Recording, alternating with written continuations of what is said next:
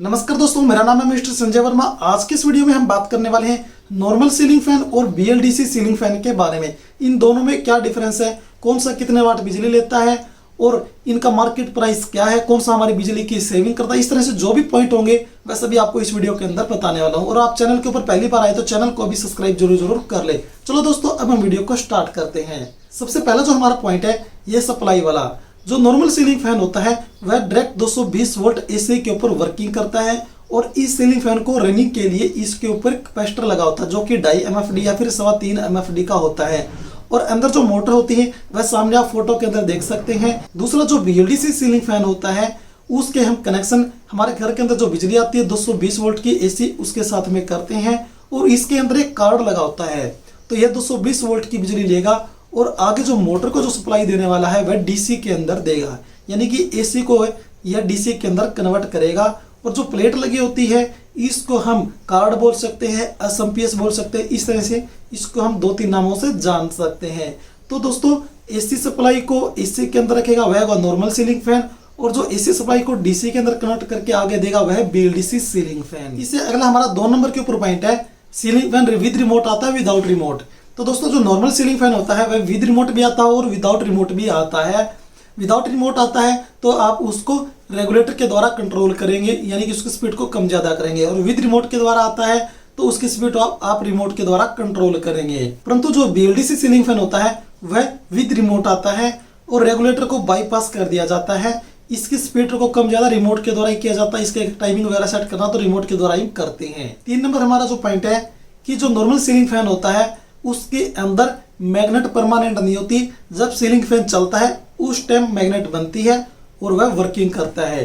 परंतु जो BLDC ceiling fan होता है उसके अंदर परमानेंट मैग्नेट होती है। इससे अगला हमारा 4 नंबर के ऊपर पॉइंट है जो सीलिंग फैन के अंदर जो वॉइस आती है उसके बारे में।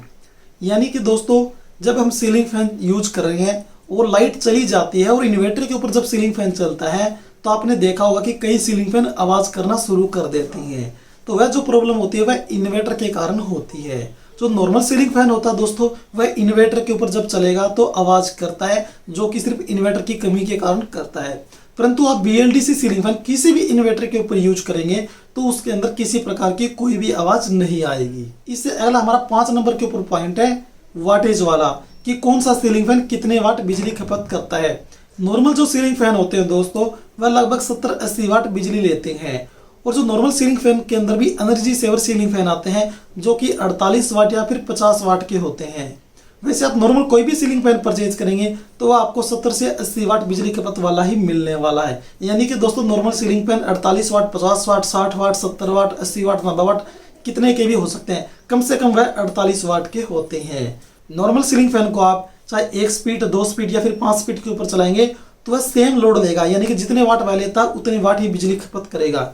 परंतु जो BLDC सीलिंग फैन होता है वह ज्यादा से ज्यादा 32 वाट का होता है और नॉर्मली आपको 28 वाट के ही BLDC सीलिंग फैन देखने को मिलेंगे।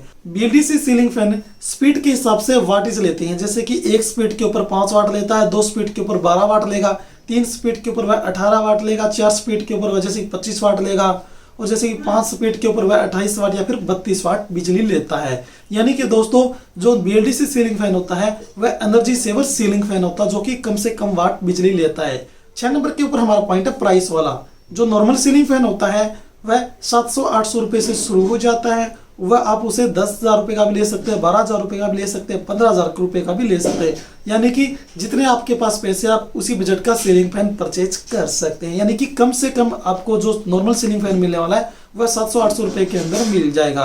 परंतु जो BLDC सीलिंग फैन होता है वह कम से कम 2500 रुपए यानी कि 2,500 रुपए से शुरू होता है और ऊपर आप कितने रुपए का ही ले सकते हैं वह लुक के हिसाब से, फीचर्स के हिसाब से आपको मिल जाएगा। अब हम बात कर लेते हैं कि आपको कौन सा सीलिंग फैन परचेज करना चाहिए। तो दोस्तों, यदि आप नॉर्मल फैमिली से हैं, आपके पास बजट बहुत ही कम है, तो आप नॉर्मल वाला सीलिंग फैन परचेज कर सकते हैं जो कि आपको 800-900 रुपए, 1000 रुपए के अंदर आसानी से मिल जाएगा। और यदि आपका बजट ठीक है और आप चाहते हैं कि कम से कम बिजली खपत हो तो आप BLDC सीलिंग फैन परचेज कर सकते हैं और जो कि आपकी 65% बिजली सेविंग करेगा। यानी कि नॉर्मल सीलिंग फैन यदि 100 रुपए की बिजली खपत करता है तो BLDC सीलिंग फैन आपकी ओनली 35 रुपए यानी कि 35 रुपए की ही बिजली खपत करेगा। यानी कि दोस्तों बहुत ज़्यादा बचत BLDC सीलिंग फैन ही करता है। जिसको हम एनर्जी सेवर सीलिंग फैन भी बोल सकते हैं। गारंटी वारंटी की हम बात करते हैं तो नॉर्मल सीलिंग फैन की आपको गारंटी वारंटी ओनली 2 साल की ही ज़्यादातर मिलने वाली है, परंतु BLDC सीलिंग फैन की जो आपको वारंटी मिलने वाली है वह लगभग 3 साल की, 5 साल की इस तरह से मिलने वाली है। तो दोस्तों आपने वीडियो देख लिए, इन दोनों में जो भी डिफरेंस था मैंने आपको नॉर्मली बता दिया। मेन डिफरेंस इन दोनों के अंदर आपको यही मिलने वाला है। आपको वीडियो अच्छी लगी तो आप इस वीडियो को लाइक करें, शेयर करें, साथ में आप यूट्यूब चैनल को भी सब्सक्राइब जरूर कर लें।